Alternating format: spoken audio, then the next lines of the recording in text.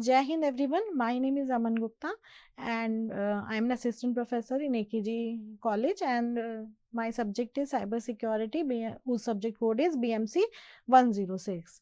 Today my topic is uh, security risk analysis, in which we have email security, what type of email threats we have, ways for email security to secure the email, and what is the security risk analysis. So first of all, what is email security? So email is that we can send some file, some text, images to the another person who have some email address. So that is the email. Now what is email security?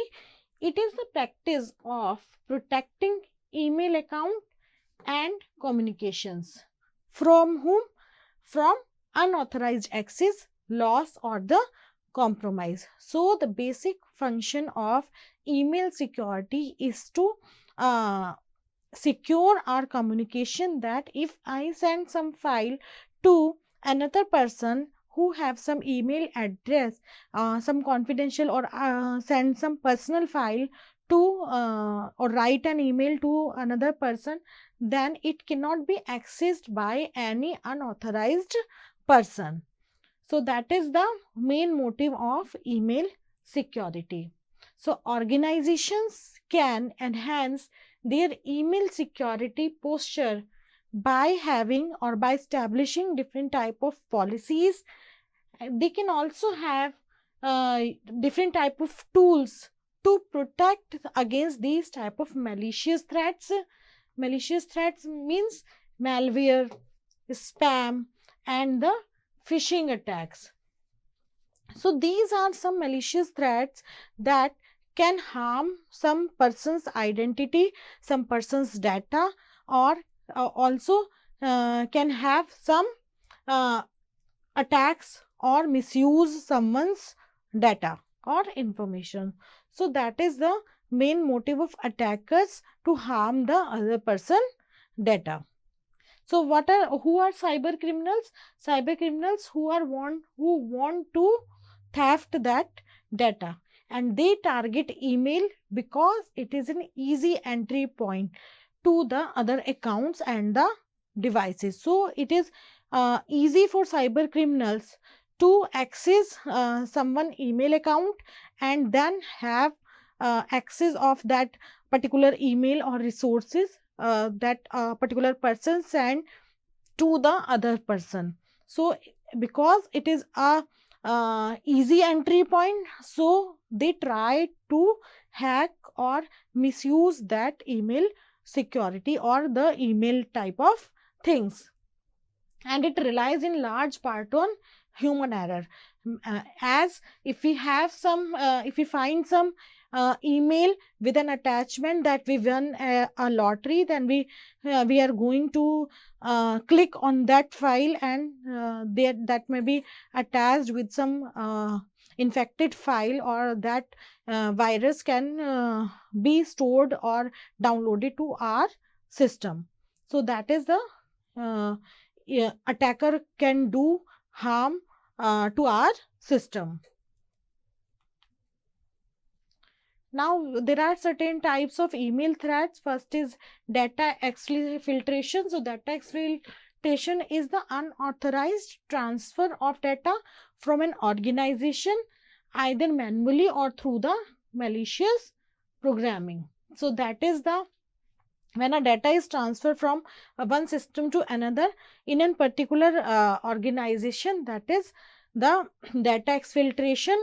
So email gateways help make sure business avoids sending sensitive data without authorization, which could lead to a mostly costly data breach.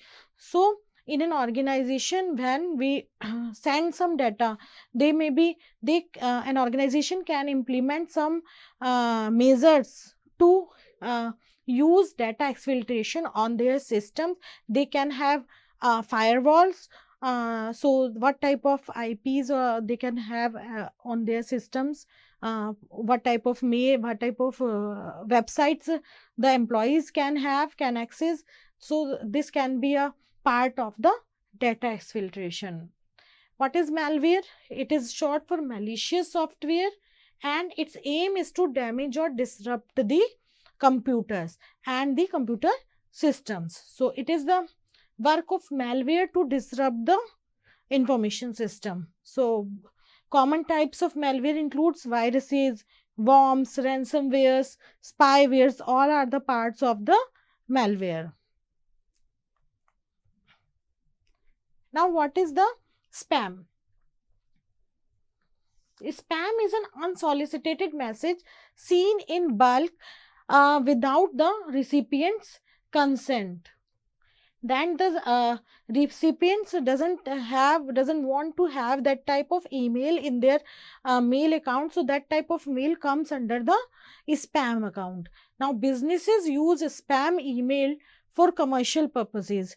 They send particular type of advertisement which I don't want to see, but they send me on my mail, so that type of mail comes under the spam. Now scammers use spam to spread malware, trick recipients into divulging sensitive information, or extort money. So what do scammers do? They send different type of emails. Suppose they send a mail that you won a lottery of uh, 10 lakhs or 50 lakhs, and you have to just click and this file, and you have to enter some personal details of yourself. So this type of mails are very uh, easy and important for hackers to get information, to get personal information of the genuine users, and they can trick the users to click on the spam or the malware links, and they can when the user or the genuine user when click on that type of file, the files get downloaded onto their system. Now what is impersonation? Impersonation means that when cyber criminals pretend to be a trusted person, that is called the impersonation. Suppose a person makes an account in name of their friend, that is called the impersonation. And hackers, what do? Hackers can have uh, uh, particular, they can have a email account or a website with the name of a genuine legitimate user, and they can fraud with any organization by having the personation, means the identity of the other person, and then they can blackmail or to secure money or data by using particular email or by particular website. Now next one is the phishing. It is the practice of pretending to be a trusted person of an organization or to trick victims into disclosing valuable information such as login credential and other type of sensitive data. So this is called the phishing.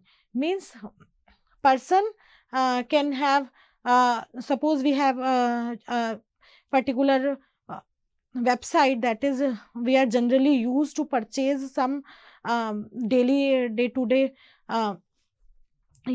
products on a daily basis, that is amazon.com. So that if we have amazon, a hacker can have the website with the name of amazon, and the particular uh, look of that website is alike the Amazon. So if they send a particular link to that website that you can purchase that, and I am getting involved in that website and purchase something, and I fill my personal information, my name, my mobile number, my credit card, debit card information on that fraud website or the fake link, then they can use my data, my personal data, to disrupt my personal information. That is the phishing attack. And different type of phishing include spear phishing, wishing, whaling, all these type of the phishing attack. So there are some ways for email security, that is user can use a strong password. So that is the first way for email security, that we have to use a strong password. And strong password comprises of, we must have some alphabets in it, we must have some numeric character in it, then we have some special characters at the rate, hash, some lowercase letter, some uppercase letter. So by having combination of all these characters, we can implement a strong password on our email. Next one is the turn on multi-factor authentication, that is called the MFA. That is also used for email security. Then user can implement a multi-factor authentication, then whenever he or she log in with their password, they also got an OTP on their mobile phone or a security code, by only then they can log into their email account. Next one is the deploy data loss prevention solutions. This is also a way for email security that is already available in our email. Next one is the implement phishing email filtering. Scan for malicious attachments. Always scan for malicious attachments. Next one is the train employees, that what type of links they have to click or what type of links they don't need to be clicked. Next is the perform frequent security monitoring, or scan their emails that they have doesn't have any type of security issues in their email. Now, what is security risk analysis? So it is also known as the risk assessment, and it is fundamental to the security of any organization. It is important to have that security risk analysis on any type in any organization, and it is essential in ensuring that controls and expenditure are fully commensurate with the risk to which the organization is exposed. So to fight against the risk that can be that can have in any organization, and to have some measures implemented, is called the security risk analysis. Now, first of all, what is risk?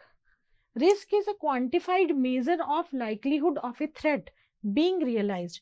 When a threat has been realized that it can harm the system, is called a risk. And what is risk analysis? Risk analysis involves the identification and assessment of the levels of risk, and that level of risk can be only calculated when we know that what type of assets we have, what are the values of our assets. Asset we already discussed.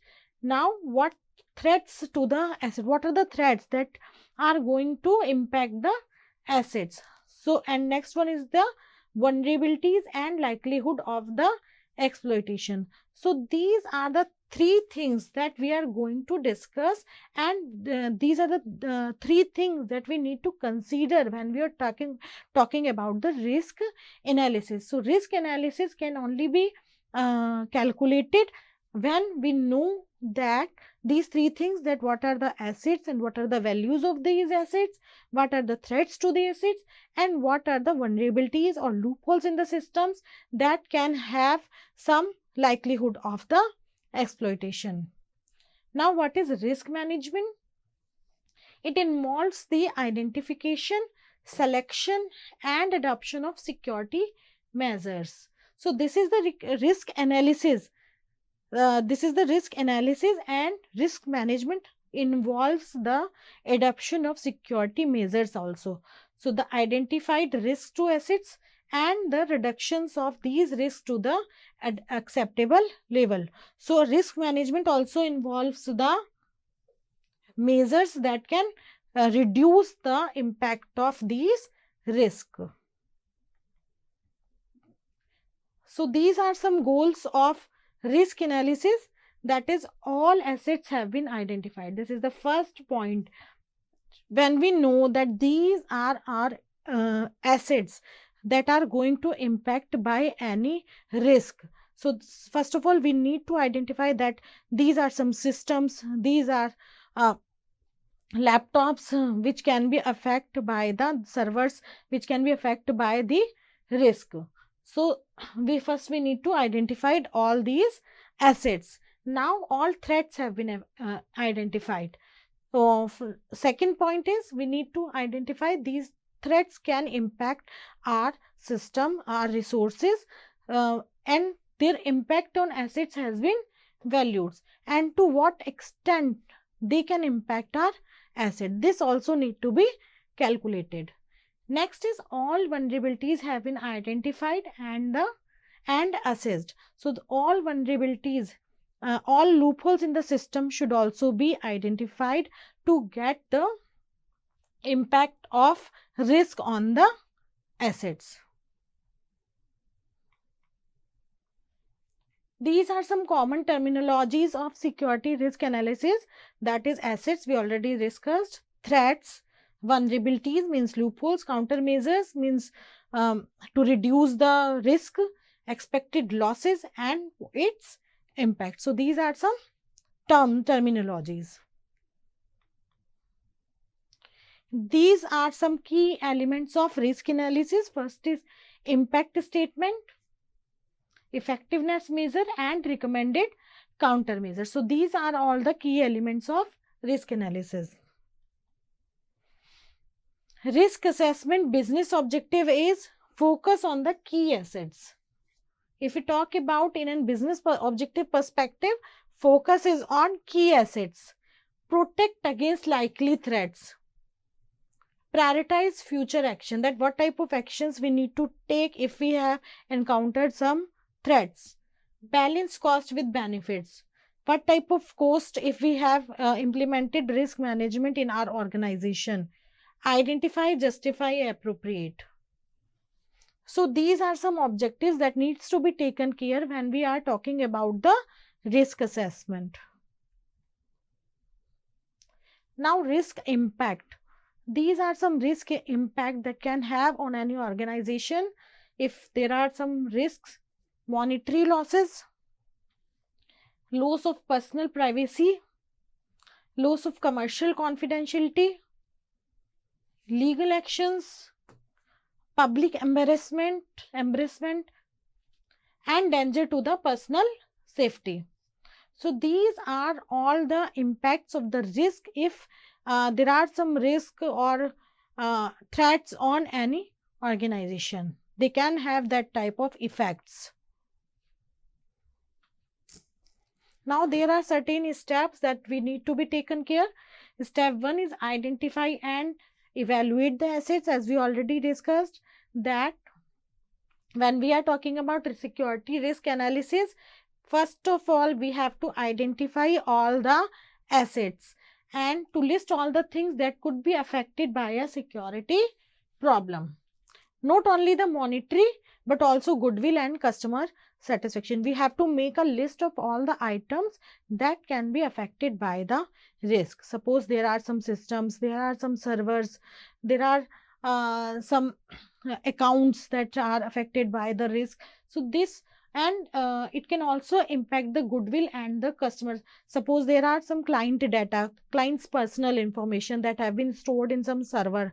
So this can also impact the customer satisfaction and the goodwill of any organization. So we have to make list of all these type of things, all these type of assets first of all, and then identify the applicable threats. Next step is we have to identify the applicable threats.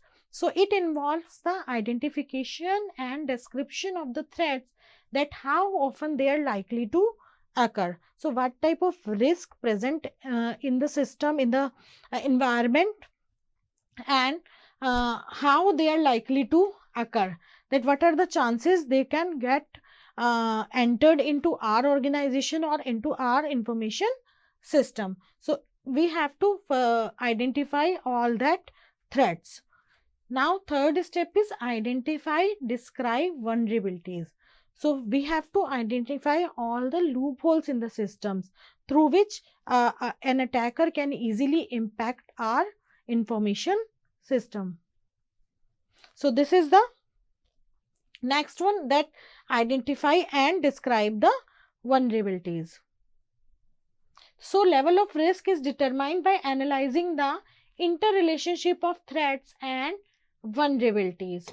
So this level of vulnerabilities decreases as countermeasures increases. So if we have multiple type of countermeasures or uh, uh, security parts that we have implemented on, suppose like just like antivirus we have implemented in our organization.